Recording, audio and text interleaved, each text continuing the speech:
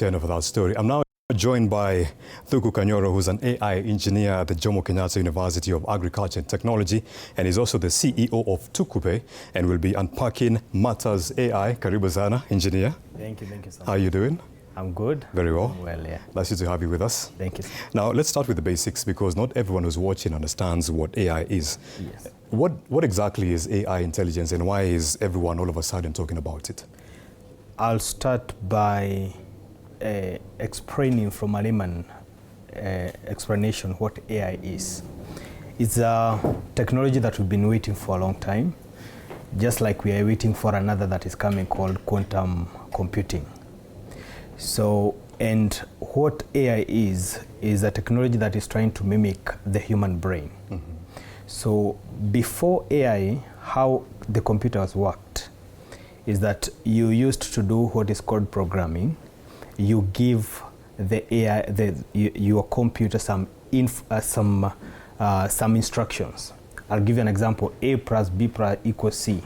So whenever you input some information, that formula is able to give you an answer. But in the AI age, what you're doing, instead of giving the computer formulas, you are giving the computer data. So it is able to formulate its own formulas and give an answer. So we are not yet understanding how it is formulating these formulas. So it's like your brain. Sometimes, give an example, you want to cross the road.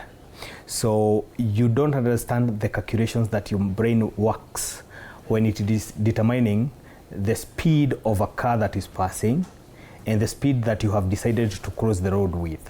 So the same calculation that is done in your head is what we are trying to mimic with AI. So we have what we call neural networks and other things that I cannot go into deeper details. Yes. Okay, interesting.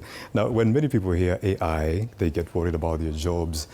How legitimate is this concern about AI taking away jobs from human beings? Yes, I'm going to refer to several research that have been done. Like World Economic Forum has come up with a report that in the next 3 years, that is up to 2030, we are going to lose about 80 million jobs.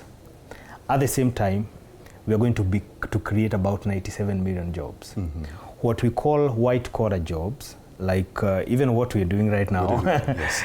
Accounting jobs, data analyst jobs, software engineering jobs, anything that you wake up to go to an office and sit and do with a computer, there is a high chance that is going to be replaced. Another report that was released says that about 60%, about 80% of 60% of the tasks that can be done, that are done in white-collar jobs, are going to be replaced.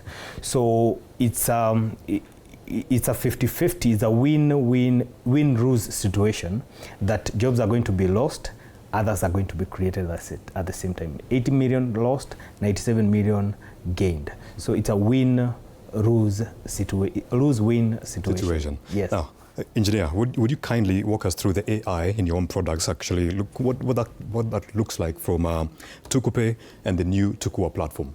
So recently, I think last week, but when we released a platform called Tukua, and with GOtv, we have partnership with GOtv. I lead a company called Tukupe. One at Tukupe is a fintech system. So traditionally, things like KYC, know your customer. Know your customer. So we used to do manually. So now, where the customers register and somebody is sitting to check those documents. Now AI is doing that work. So we have it has already replaced a lot of people. Things to do with anti-money laundering. Right now we have algorithms that are able to detect, therefore securing transactions. And I know Safaricom is doing the same with M-Pesa. Last week, about 2 weeks ago, we released Tukua AI, so which we have connected the database with all the government databases. So with the AI, it's able to check which jobs are available in government, and when you register, you upload your CV, and it is able to match the jobs that are matching your CV. So we are also working on other products that probably will be releasing very soon. Okay. Yes. Very fine. An interesting question I'd like to ask you. Do we have any AI systems that are developed in Africa?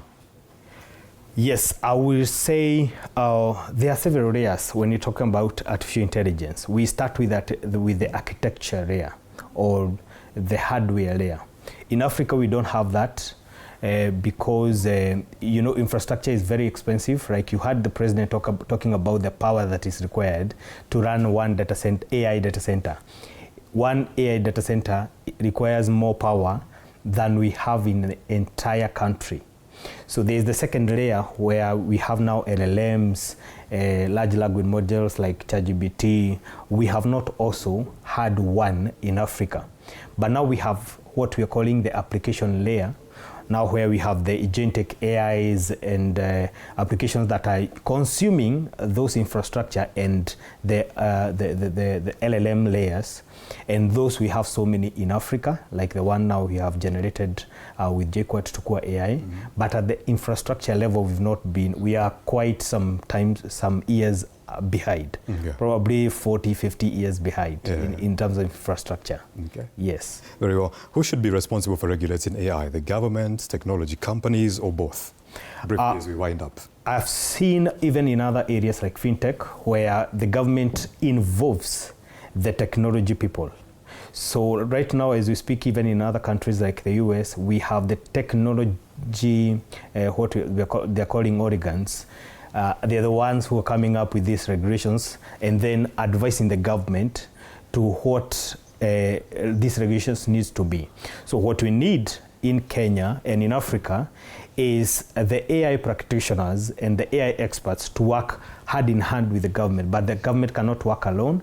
The AI practitioners cannot work alone. There must be a synergy when it comes to AI regulations. We need acts. We need acts of parliament to regulate AI, data privacy and all that. But we need to work both the practitioners and the government. All right. Now, finally, as we wind up, if you could leave viewers with one message about preparing the AI future, what would it be? So I'll repeat a quote by the CEO of NVIDIA. He said that AI is not going to replace jobs. It is the people that are going to use AI that are going to replace your job. So start using AI as early as now. Mm-hmm. Look for these young people that are understanding what is happening, because we are in a transition and we are in a tough transition. People are not understanding what's happening, but a lot is happening in the AI world. And soon in 2030, you're going to have a completely new world. I wish you know and you study what is happening and move with that transition. Mm-hmm. Yes. All right. Thank you very much for joining us and shedding light on both the opportunities and challenges ahead. Asante sana, Bwana Engineer. Thank you so much. Thank you so much.